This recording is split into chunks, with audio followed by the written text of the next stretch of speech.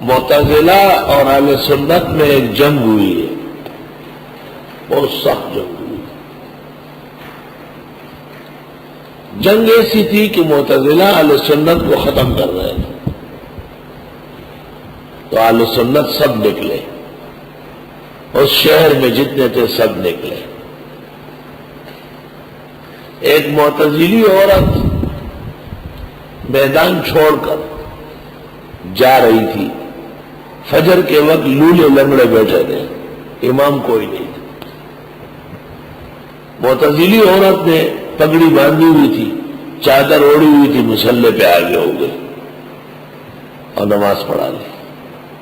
معتزلہ کے نزدیک اور روافض کے نزدیک عورت بھی امامت کر سکتی ہے۔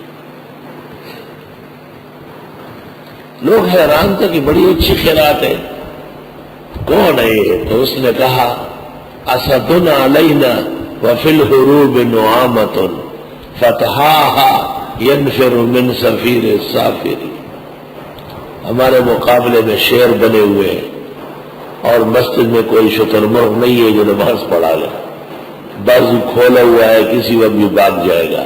تو حاضرین سمجھ گئے کہ معتزلی عورت نے نماز پڑھا لی۔ مطلب یہ کہ دشمن اور مخالف پر تو اظہار ہوگا اپنے زور کا۔ اللہ تعالیٰ چونکہ قیامت کے دن ناراض ہوں گے بہت زیادہ، حدیث میں ہے اتنے ناراض ہوں گے کہ اتنے نہ پہلے ہوئے نہ آئندہ کبھی ہوں گے، اس لیے اس ناراضگی کے اظہار میں کہیں گے لمن الملک اليوم للہ الواحد القہار۔